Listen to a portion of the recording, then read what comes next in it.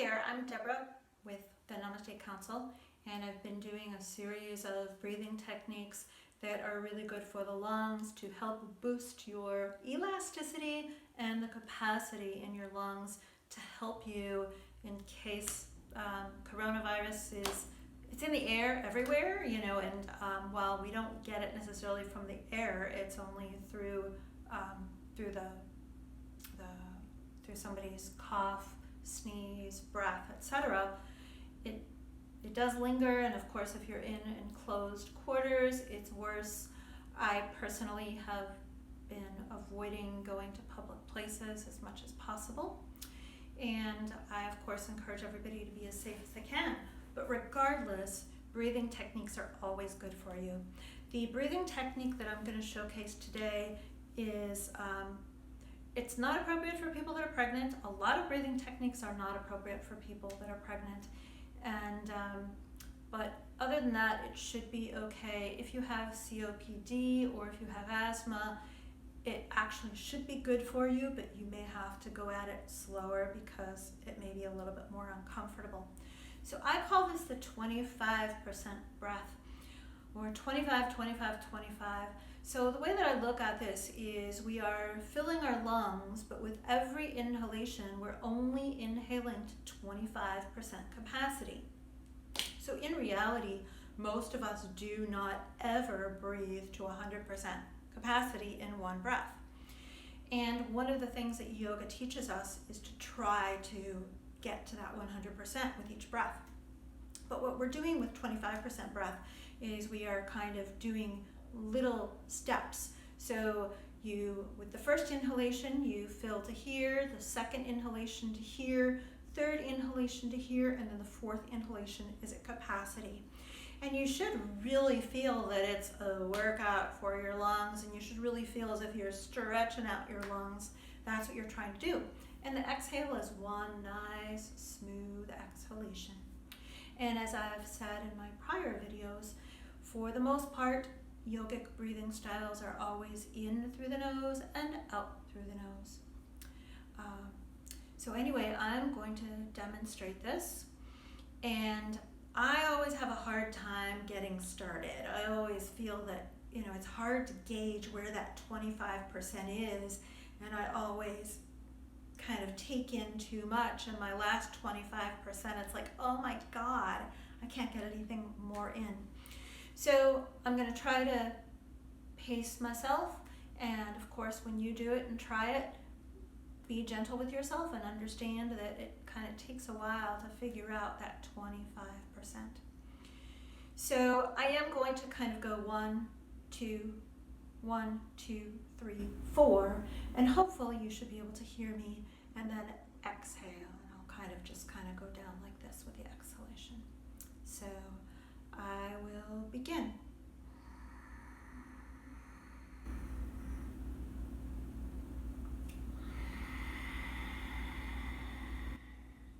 So I don't know if you could tell, but I pretty much filled to capacity after the third breath. So I gotta try doing it slower.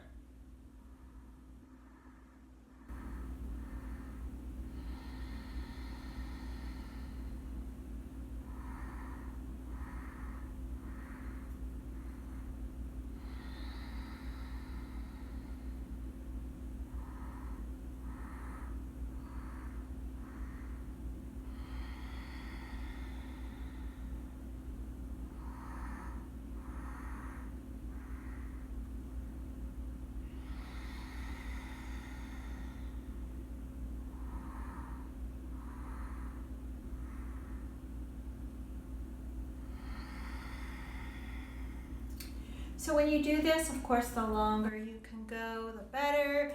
It is really good for you. It also helps to bring about a sense of calm.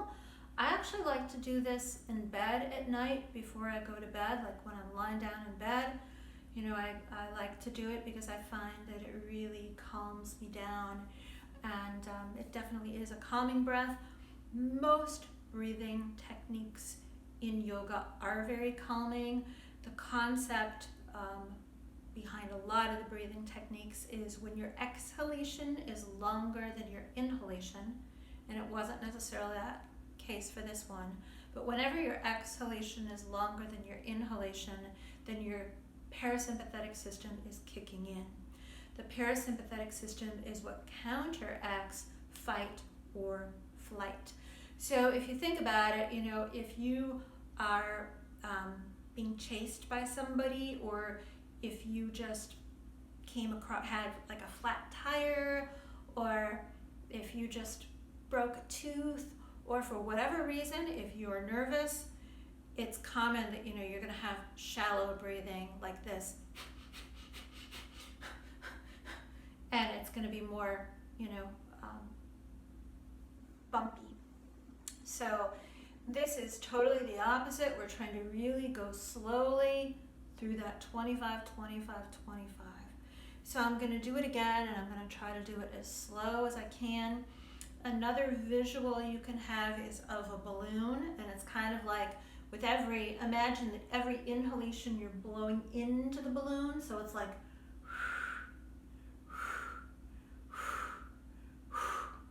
so imagine that the lungs are that balloon. Now you're actually inhaling, but imagine that somebody is blowing into those lungs. So this time I'm going to kind of go like this with my arms, and then the exhalation like this.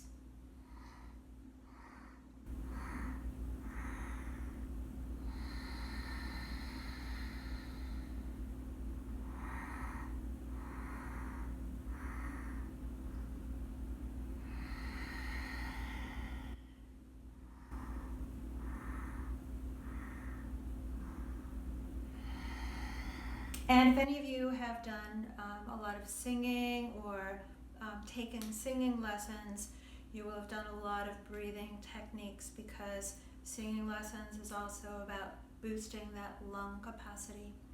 So that's it for this session. I invite you to check out my other ones, and please comment. Let me know which ones were most comfortable for you, which ones were the most challenging for you, and hopefully which were the ones that you are going to be doing every single day. Hopefully you do them all.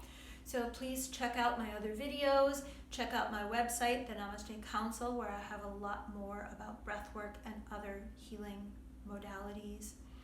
And I am, again, Deborah Charnes from the Namaste Council, the Namaste Getaway, and the Right Council.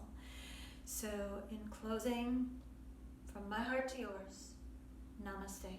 May peace be with you, and may you always be as healthy and as happy as you can. Blessings.